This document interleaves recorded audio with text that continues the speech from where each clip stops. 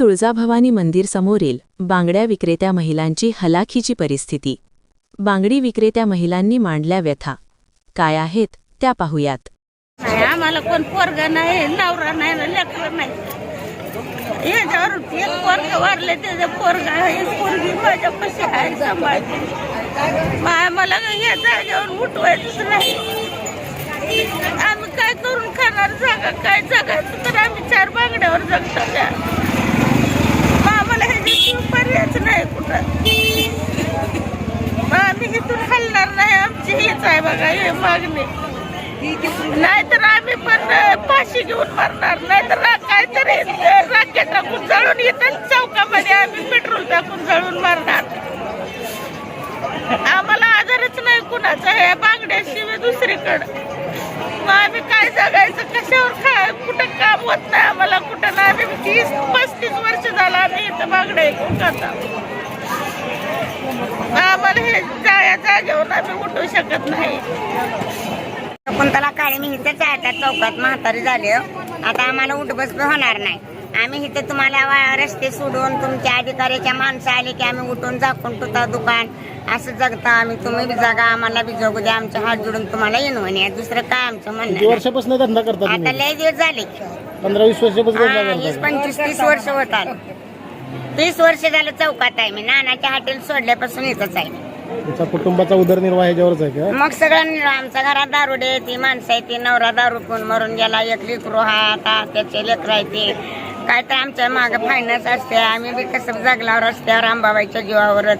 एकदमच तुम्ही तसं म्हणल्यावर आम्ही गरीब कुठे जायचं आता सांगा? तुमच्या आसऱ्याला आम्हाला जगू द्या, तुम्ही जागा, आम्हाला बी जगू द्या. लिकीचा नवरा मेलाय, एकच लेक आहे आम्हाला, आणि पोरग बी मेलय. त्या पोराची 3 लेकर आहे. ती आता एक पोरग कॉलेजला आहे, त्या पोराचं मेलेले. आई बी नाही, बाप बी नाही. आणि एका पुरीचं लग्न केलंय, त्या जरी आम्हाला 5-6 लाख झालंय. आणि सुद्धा आता दुसरी पोरगी लग्नाला आली. आम्ही काय करायचं? लेकरा सल्ला त्या बिना आई बापाच्या काय करायचं? पुरीचा बी नवरा मरून गेला. आम्ही जगाचं कसं ना? आम्हाला उठलं बसलं होत नाही तर गाडीवर आणून सोडते. आम्ही काय हालत नाही. तुम्हाला काय करायचं आहे ते करा. ती लेकरं कुठं न्यायची ती न्या तुम्हाला. ती लेकरं जागवा चित्र कसं ना? आम्हाला ही जागा पाहिजे. आम्ही जागा सोडित नाही. जागा सोडवून आम्ही जात नाही. आम्ही नाहीतर आम्ही आमच्या जीवाचं काहीतरी करून घेत आहोत. आम्हाला बसू द्या. आम्ही रस्त्यावर उठणं बसणं होत नाही. आमचं वय आहे का तेवढं? त्या बांगड्यावर पोट आहे आमचं.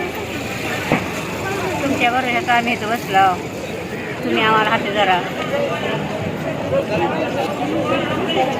उठून उठ देत ना. दुकान टाकता उठा म्हणते ती. मागणी कराल आम्हाला जागा बसायला बस. दुसरं काय नका आम्हाला जागा बसायला.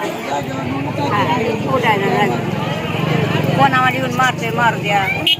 बांगड्या पोटाय पाहिजे. काय चोऱ्या माऱ्या करता काय 4 बांगड्या घेऊन खाता. त्याच्यावर आमचं पोट आहे.